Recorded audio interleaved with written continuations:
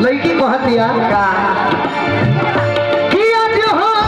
पहिला मिलनवा मिलन सजनी के सजनवा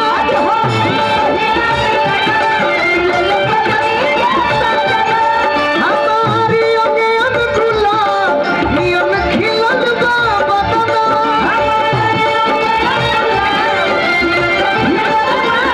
सुनी सुनी भगवान कभी बिहान होके दी सुनी सुनी भगवान कभी बिहान होके दी। अब लड़की कहतिया का अरे किया जो राजा जी के कोलवे में जान हो अरे राजा जी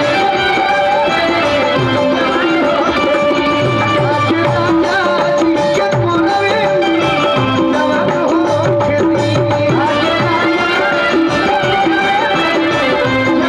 किया जो हो पहिला मिलना मिलल सजनी के सजना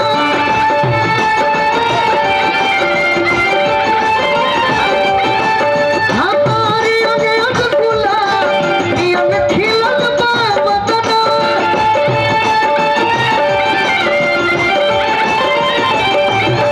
सुनी सुनी भगवान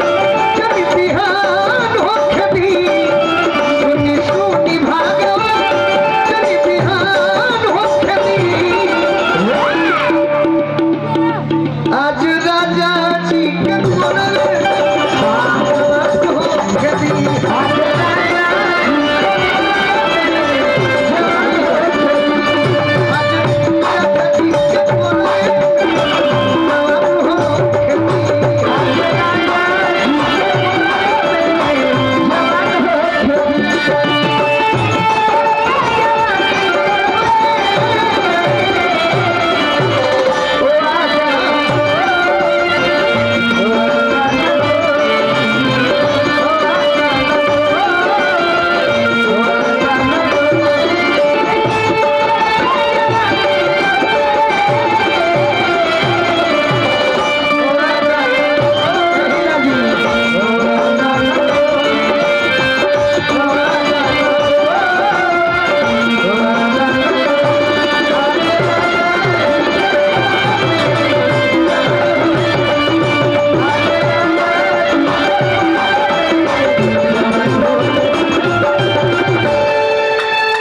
लड़की कहतिया का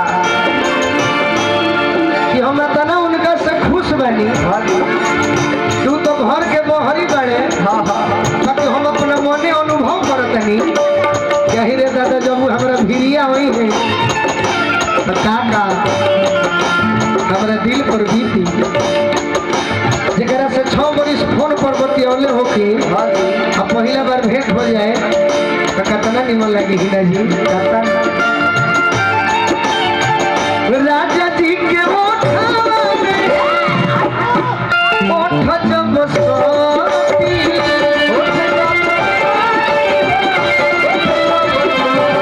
राजा जी के ओठवा में ओठ जब सोती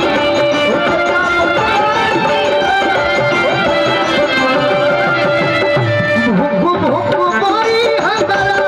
दिलवा के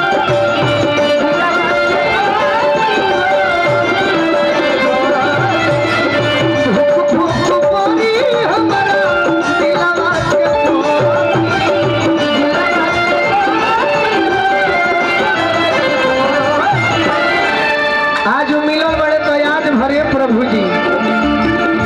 कि रात भर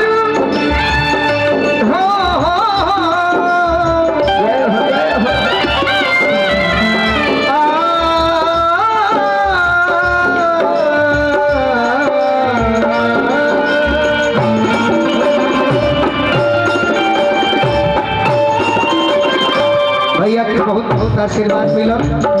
कि रात भर लपक के दरिया में कि रात भर लपक के दरिया में नहात होके दी एह में राजा जी के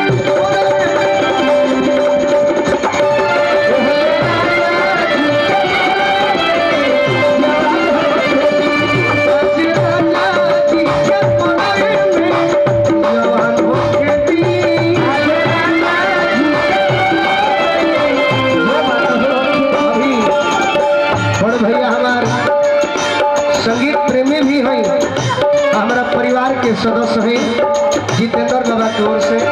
बहुत बहुत जहाँ आई बनी जितेंद्र बाबा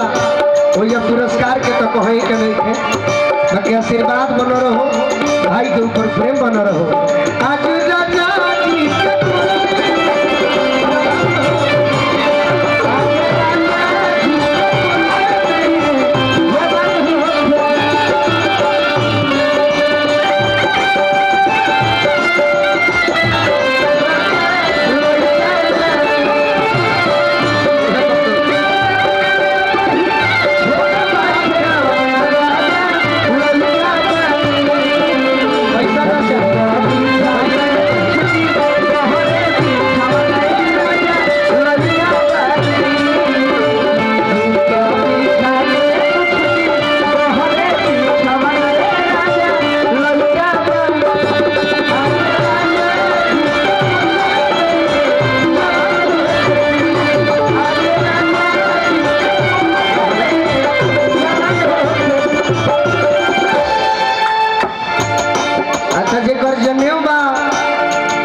जने बरुरा उनकर बड़ भाई ना भाई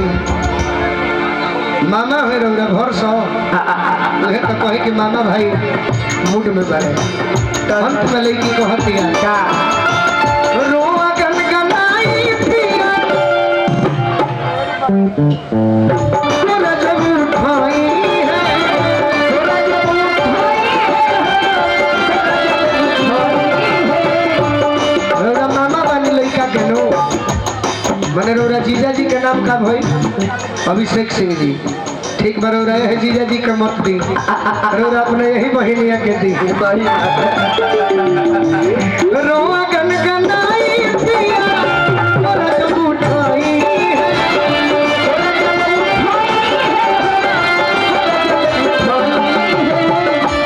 कुर्ता तो ऐसा हमारे सिवा दे में तू मोबाइलियो नहीं खजा भाव गबड़ा गई टेलर भुला गए रोआ गनगनाई पिया तोरा जब उठाई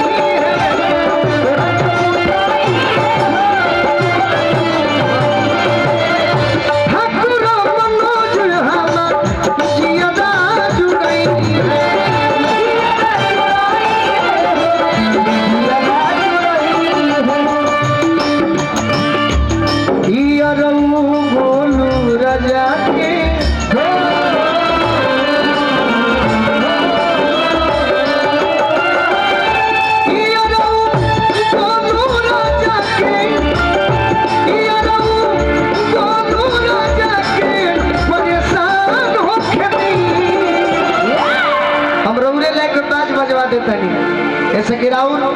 भोजपुरी में एगो अलग दर्जा बा नृत्य के मामले में तो रौरे लायक हम बजवा देते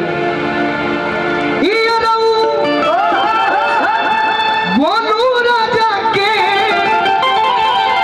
परेशान हो खेती